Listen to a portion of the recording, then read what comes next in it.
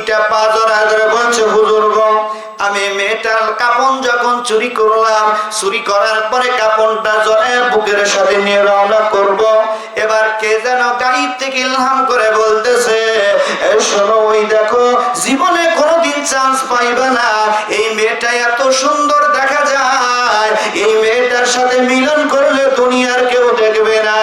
ইয়া রাসূলুল্লাহ, ইয়া হাবিবাল্লাহ, হুজুর, আমার নফসে আম্মারার ভিতরে শয়তান যখন ওয়াসওয়াসা দিল, আমি এই মেয়েটার সাথে চেহারার দিকে তাকায়, তাকার পরে আমার নফসের ভিতরে যখন সুন্দর করে শয়তান ওয়াসওয়াসা দিল, ইয়া রাসূলুল্লাহ, ইয়া হাবিবাল্লাহ, হুজুর, আমি এই মেয়েটার সাথে যখন জিনা করলাম, এই মেয়েটার সাথে জিনা করার সঙ্গে সঙ্গে, ইয়া রাসূলুল্লাহ, ইয়া হাবিবাল্লাহ, হুজুর, এই মেয়েটার সাথে জিনা করার সঙ্গে সঙ্গে এই মেয়েটা চোখের পানি যখন জিনা করে রওনা করলাম রে, এই মেয়েটা ডাকতে বলতেছে, ও আল্লাহর বান্দা, দাঁড়াও দাঁড়াও, আল্লাহর বান্দা তুমি দাঁড়া যাও, ও আল্লাহর বান্দা, দুনিয়ায় জীবনে মদিনাতুল মুনাওয়ারায় এমন কোন যুবক নাই আমার সাথে আমাকে স্পর্শ করে, আমার জীবনে আঙ্গুল পর্যন্ত মদিনাতুল মুনাওয়ারার কোন যুবক দেখতে পারি নাই।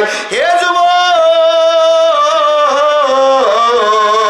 তুমি আমার সাথে জিনা করলা, আমি এক আল্লাহর উপরে বিচার দিয়ে দিলাম কিয়ামতের ময়দানে, আল্লাহ যেন তোমার জীবনের গুনাহ যেন মাফ না করে। জোরে জোরে বলি নাউযুবিল্লাহ। ইয়া রাসূলুল্লাহ, হাবিবাল্লাহ, মরা মানুষ যখন কথা বলতেছে, কি বলতেছে?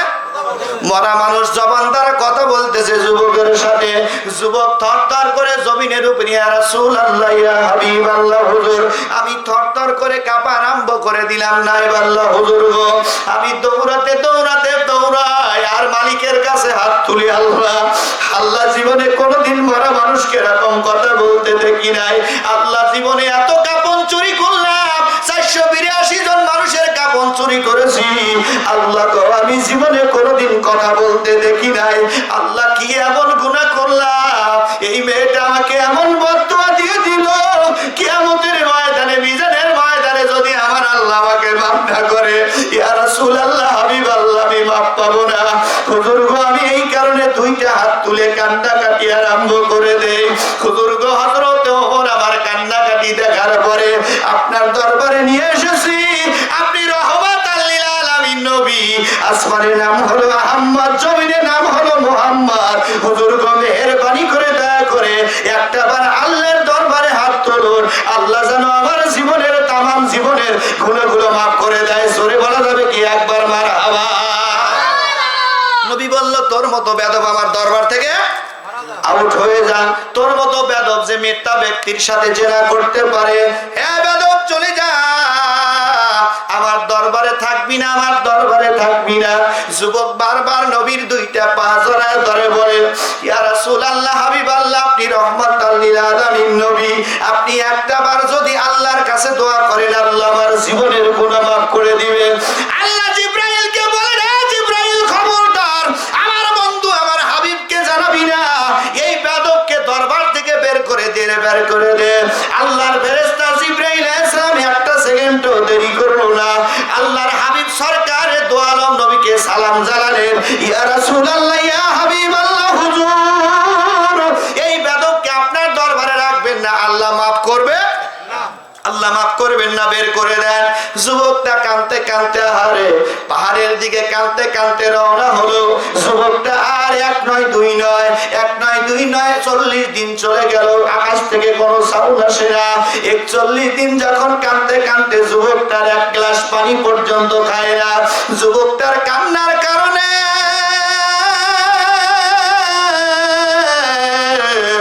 মরুভূমির উপরে উট বালুগুলো সুন্দর করে, গাছগুলো সুন্দর করে চোখের পানি ছেড়ে দিয়ে দিয়ে কান্নাকাটি আরম্ভ করে দেয়। আরে যুবক, আজ এক নয় দুই নয়, 41 দিন ধরে যুবকটা খায় না, এক গ্লাস পানির পান করে না। মালিকের দরবারে দুইটা হাত তুলে কান্দে, মালিক রে, আল্লাহ, আমি তোমার গোলাম, সবাই বাড়ির থেকে অপরাধ করেছে, বাড়ির থেকে বের করে দিল, আমার নবী রহমাতাল লিল আলামিন নবীর দরবারে গেলাম, আমার নবীও বের করে দিল। আল্লাহ, তোমার জমিন থেকে আমি কোথায় যাব?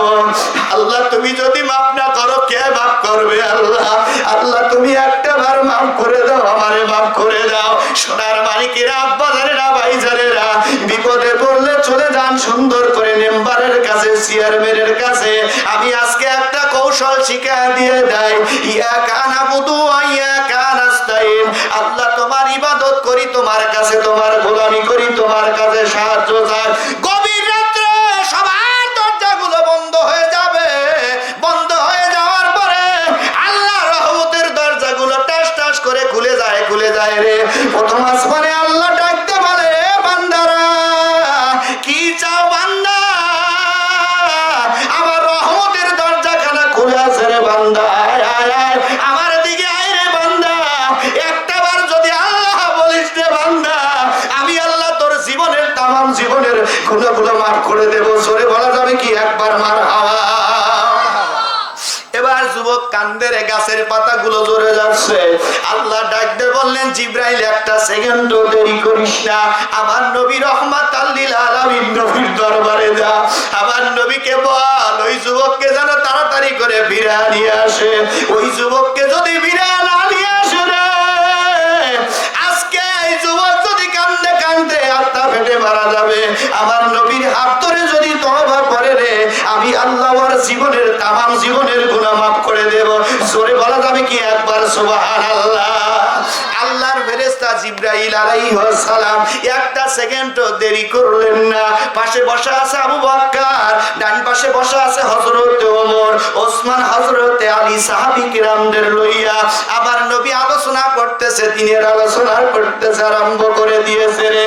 আল্লাহর ফেরেশতা জিবরাইল আলাইহিস সালাম এসে ডাকতে বলে, আসসালামু আলাইকুম ইয়া রাসূলুল্লাহ, ইয়া হাবিবাল্লাহ। হুজুর গো, ওই যে একটা জিনাকারী আপনার দরবারে কাপন চড়ে সে আপনার কাছে দোয়া চাইছিল, আপনি কি তার খবর নিয়েছেন? আল্লাহর নবী বললেন, না এ ভাই জিবরাইল ওই লোকটার খবর নেই, আজকে 41 দিন ধরে চলে গেছে।